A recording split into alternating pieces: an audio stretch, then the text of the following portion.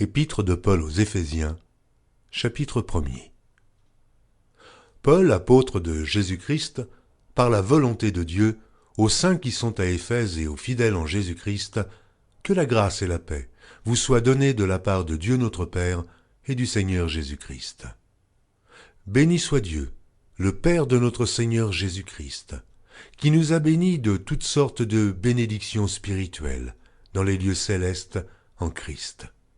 En lui, Dieu nous a élus avant la fondation du monde, pour que nous soyons saints et irrépréhensibles devant lui, nous ayant prédestinés dans son amour à être ses enfants d'adoption par Jésus-Christ, selon le bon plaisir de sa volonté, à la louange de la gloire de sa grâce qu'il nous a accordée en son bien-aimé. En lui nous avons la rédemption par son sang, la rémission des péchés selon la richesse de sa grâce, que Dieu a répandue abondamment sur nous par toute espèce de sagesse et d'intelligence, nous faisant connaître le mystère de sa volonté, selon le bienveillant dessein qu'il avait formé en lui-même, pour le mettre à exécution lorsque les temps seraient accomplis, de réunir toutes choses en Christ, celles qui sont dans les cieux et celles qui sont sur la terre.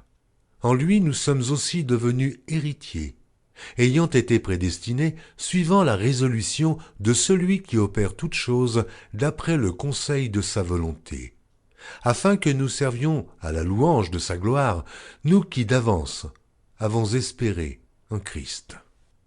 En lui vous aussi, après avoir entendu la parole de la vérité, l'évangile de votre salut, en lui vous avez cru, et vous avez été scellés du Saint-Esprit qui avait été promis, lequel est un gage de notre héritage, pour la rédemption de ceux que Dieu s'est acquis à la louange de sa gloire.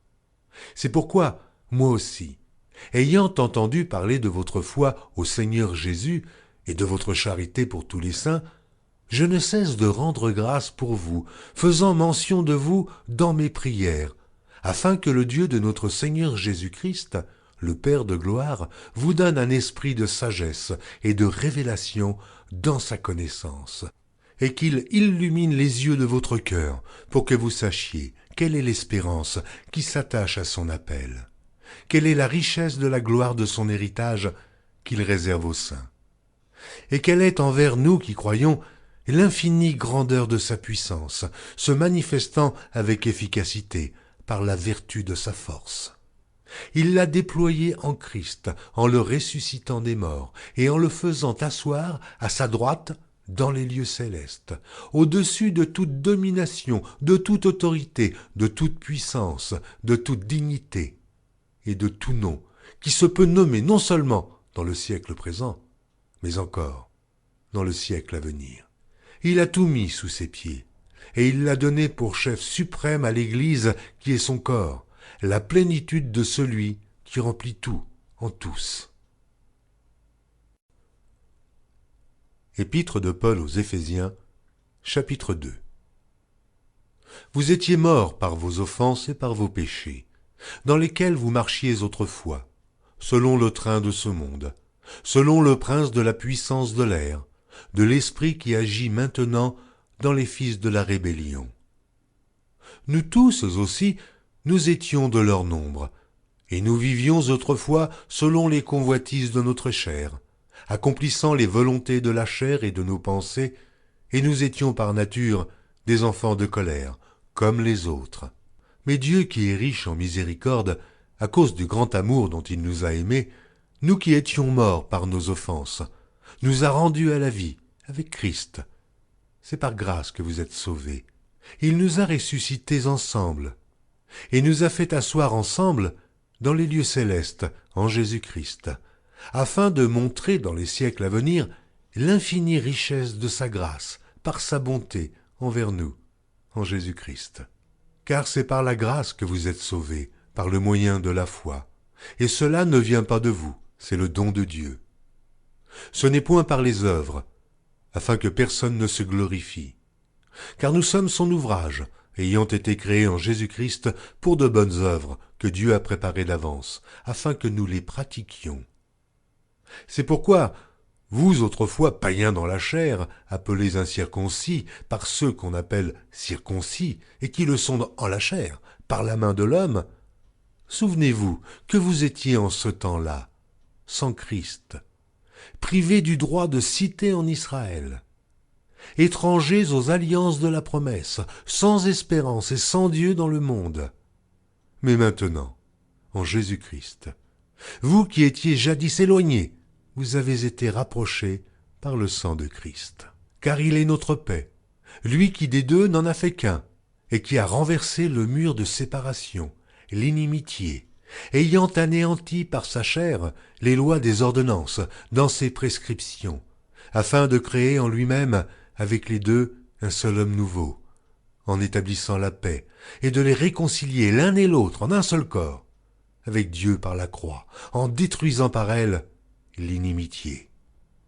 Il est venu annoncer la paix à vous qui étiez loin, et la paix à ceux qui étaient près, car par lui, nous avons les uns et les autres accès auprès du Père, dans un même esprit. Ainsi donc, vous n'êtes plus des étrangers, ni des gens du dehors, mais vous êtes concitoyens des saints, gens de la maison de Dieu. Vous avez été édifiés sur le fondement des apôtres et des prophètes, Jésus-Christ lui-même étant la pierre angulaire. En lui, tout l'édifice bien coordonné s'élève pour être un temple saint dans le Seigneur. En lui, vous êtes aussi édifiés pour être une habitation de Dieu, en esprit. Épître de Paul aux Éphésiens, chapitre 3. À cause de cela, moi, Paul, le prisonnier de Christ pour vous, païens, si du moins vous avez appris quelle est la dispensation de la grâce de Dieu qui m'a été donnée pour vous, c'est par révélation que j'ai eu connaissance du mystère sur lequel je viens d'écrire en peu de mots. En les lisant, vous pouvez vous représenter l'intelligence que j'ai du mystère de Christ. Il n'a pas été manifesté aux fils des hommes pendant les autres générations, comme il a été révélé maintenant par l'Esprit aux saints apôtres et prophètes de Christ. Ce mystère, c'est que les païens sont cohéritiers, forment un même corps et participent à la même promesse en Jésus-Christ par l'Évangile, dont j'ai été fait ministre selon le don de la grâce de Dieu qui m'a été accordé par l'efficacité de sa puissance. À moi, qui suis le moindre de tous les saints, cette grâce a été accordée d'annoncer aux païens les richesses incompréhensibles de Christ, et de mettre en lumière quelle est la dispensation du mystère caché de tout temps en Dieu qui a créé toutes choses, afin que les dominations et les autorités dans les lieux célestes connaissent aujourd'hui par l'Église la sagesse infiniment variée de Dieu, selon le dessein éternel qu'il a mis à exécution par Jésus-Christ notre Seigneur, en qui nous avons, par la foi en lui, la liberté de nous approcher de Dieu avec confiance. Aussi je vous demande de ne pas perdre courage à cause de mes tribulations pour vous. Elles sont votre gloire. À cause de cela, je fléchis les genoux devant le Père, duquel tire son nom toute famille, dans les cieux et sur la terre, afin qu'il vous donne, selon la richesse de sa gloire, d'être puissamment fortifiés par son esprit dans l'homme intérieur, en sorte que Christ habite dans votre cœur par la foi, afin qu'étant enracinés et fondés dans l'amour, vous puissiez comprendre avec tous les saints quelle est la largeur, la longueur, la profondeur et la hauteur, et connaître l'amour de Christ, qui surpasse toute connaissance, en sorte que vous soyez remplis jusqu'à toute la plénitude de Dieu. Or, à celui qui peut faire, par la puissance qui agit en nous, infiniment au-delà de tout ce que nous demandons ou pensons, à lui soit la gloire, dans l'Église et en Jésus-Christ, dans toutes les générations, au siècle des siècles. Amen. Épître de Paul aux Éphésiens, chapitre 4. Je vous exhorte donc, moi, le prisonnier dans le Seigneur, à marcher d'une manière digne de la vocation qui vous a été adressée, en toute humilité et douceur, avec patience, vous supportant les uns les autres avec charité, vous efforçant de conserver l'unité de l'esprit par le lien de la paix. Il y a un seul corps et un seul esprit, comme aussi vous avez été appelés à une seule espérance par votre vocation. Il y a un seul Seigneur, une seule foi, un seul baptême, un seul Dieu et Père de tous, qui est au-dessus de tous et parmi tous et en tous. Mais à chacun de nous, la grâce a été donnée selon la mesure du don de Christ. C'est pourquoi il est dit, étant monté en haut, il a emmené des captifs et il a fait des dons aux hommes. Or, que signifie « il est monté » sinon qu'il est aussi descendu dans les régions inférieures de la terre. Celui qui est descendu, c'est le même qui est monté au-dessus de tous les cieux afin de remplir toutes choses. Et il a donné les uns comme apôtres, les autres comme prophètes, les autres comme évangélistes, les autres comme pasteurs et docteurs, pour le perfectionnement des saints en vue de l'œuvre du ministère et de l'édification du corps de Christ, jusqu'à ce que nous soyons tous parvenus à l'unité de la foi et de la connaissance du Fils de Dieu, à l'état d'homme fait, à la mesure de la stature parfaite de Christ, afin que nous ne soyons plus des enfants, flottants et emportés à tout vent de doctrine, par la tromperie des hommes, par leur ruse dans les moyens de séduction, mais que, professant la vérité dans la charité, nous croissions à tous égards en celui qui est le chef, Christ. C'est de lui, et grâce à tous les liens de son assistance, que tout le corps, bien coordonné et formant un solide assemblage, tire son accroissement selon la force qui convient à chacune de ses parties, et s'édifie lui-même dans la charité. Voici donc ce que je dis, et ce que je déclare dans le Seigneur. C'est que vous ne devez plus marcher comme les païens, qui marchent selon la vanité de leurs pensées. Ils ont l'intelligence obscurcie. Ils sont étrangers à la vie de Dieu, à cause de l'ignorance qui est en eux, à cause de l'endurcissement de leur cœur. Ayant perdu tout sentiment, ils se sont livrés à la dissolution, pour commettre toute espèce d'impureté, jointe à la cupidité. Mais vous, ce n'est pas ainsi que vous avez appris Christ. Si du moins vous l'avez entendu, et si, conformément à la vérité qui est en Jésus, c'est en lui, que vous avez été instruits à vous dépouiller, eu égard à votre vie passée, du vieil homme qui se corrompt par les convoitises trompeuses, à être renouvelé dans l'esprit de votre intelligence, et à revêtir l'homme nouveau, créé selon Dieu, dans une justice et une sainteté que produit la vérité. C'est pourquoi renoncez aux mensonges, et que chacun de vous parle selon la vérité à son prochain, car nous sommes membres les uns des autres. Si vous vous mettez en colère, ne péchez point, que le soleil ne se couche pas sur votre colère, et ne donnez pas accès au diable. Que celui qui dérobait ne dérobe plus, mais plutôt qu'il travaille, en faisant de ses mains ce qui est bien, pour avoir de quoi donner à celui qui est dans le besoin.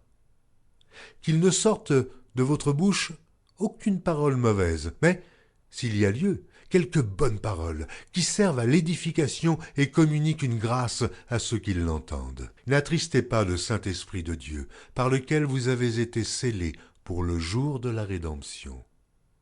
Que toute amertume, toute animosité, toute colère, toute clameur, toute calomnie et toute espèce de méchanceté disparaissent du milieu de vous. Soyez bons les uns envers les autres, compatissants, vous pardonnant réciproquement, comme Dieu vous a pardonné en Christ. Épître de Paul aux Éphésiens, chapitre 5. Devenez donc les imitateurs de Dieu, comme des enfants bien-aimés, et marchez dans la charité, à l'exemple de Christ, qui nous a aimés, et qui s'est livré lui-même à Dieu, pour nous, comme une offrande et un sacrifice de bonne odeur. Que l'impudicité, qu'aucune espèce d'impureté, et que la cupidité ne soit pas même nommée parmi vous, ainsi qu'il convient à des saints. Qu'on n'entende ni paroles déshonnêtes, ni propos insensés, ni plaisanteries, choses qui sont contraires à la bienséance, qu'on entende plutôt des actions de grâce, car, sachez-le bien, aucun impudique ou impur, ou cupide, c'est-à-dire idolâtre, n'a d'héritage dans le royaume de Christ et de Dieu. Que personne ne vous séduise par de vains discours, car c'est à cause de ces choses que la colère de Dieu vient sur les fils de la rébellion. N'ayez donc aucune part avec eux. Autrefois vous étiez ténèbres, et maintenant vous êtes lumière dans le Seigneur. Marchez comme des enfants de lumière, car le fruit de la lumière consiste en toutes sortes de bonté, de justice et de vérité. Examinez ce qui est agréable au Seigneur, et ne prenez point part aux œuvres infructueuses des ténèbres, mais plutôt condamnez-les. Car il est honteux de dire ce qu'ils font en secret. Mais tout ce qui est condamné est manifesté par la lumière, car tout ce qui est manifesté est lumière. C'est pour cela qu'il est dit « Réveille-toi, toi qui dors. Relève-toi d'entre les morts, et Christ t'éclairera. Prenez donc garde de vous conduire avec circonspection, non comme des insensés, mais comme des sages. Rachetez le temps, car les jours sont mauvais. C'est pourquoi ne soyez pas inconsidérés, mais comprenez quelle est la volonté du Seigneur. Ne vous enivrez pas de vin, c'est de la débauche. Soyez au contraire remplis de l'esprit. Entretenez-vous par des psaumes, par des hymnes et par des cantiques spirituels, chantant et célébrant de tout votre cœur les louanges du Seigneur. Rendez continuellement grâce pour toutes choses à Dieu le Père, au nom de notre Seigneur Jésus-Christ, vous soumettant les uns aux autres dans la crainte de Christ. Femmes, soyez soumises à vos maris, comme au Seigneur, car le mari est le chef de la femme, comme Christ est le chef de l'Église, qui est son corps et dont il est le Sauveur. Or, de même que l'Église est soumise à Christ, les femmes aussi doivent l'être à leur mari en toutes choses.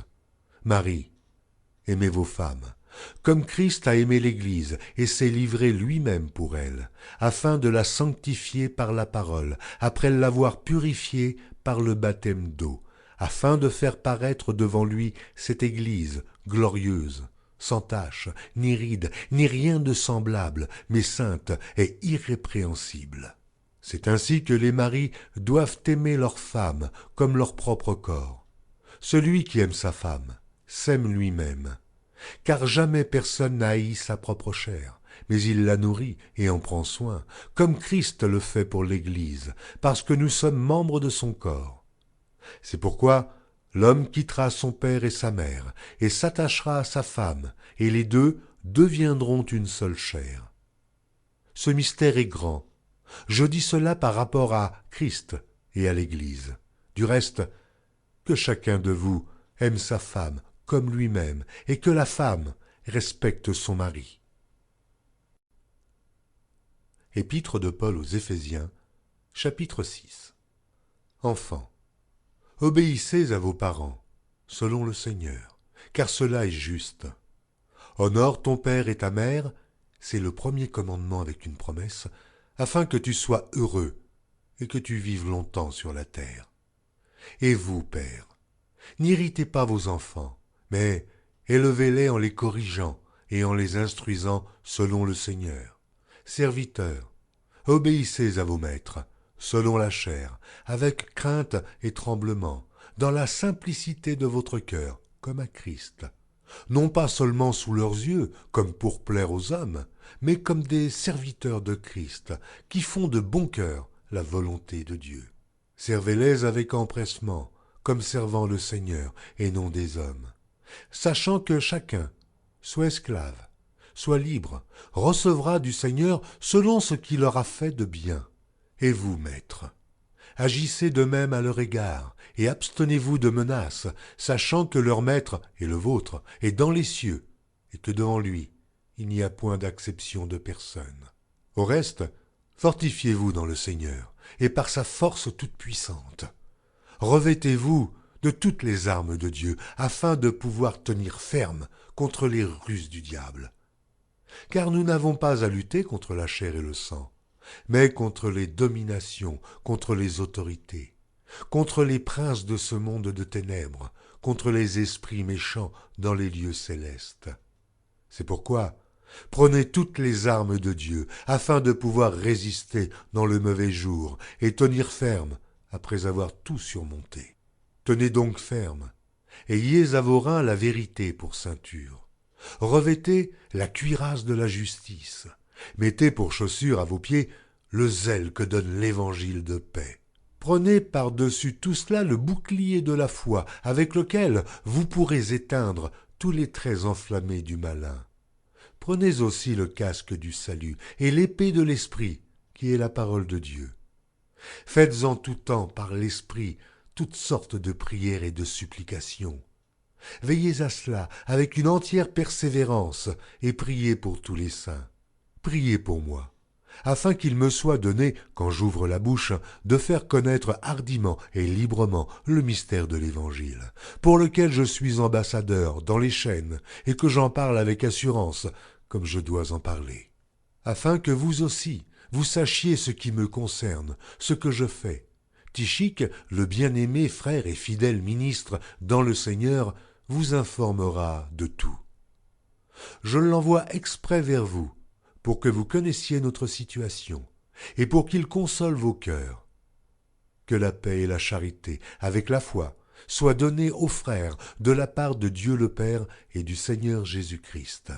Que la grâce soit avec tous ceux qui aiment notre Seigneur Jésus-Christ, d'un amour inaltérable.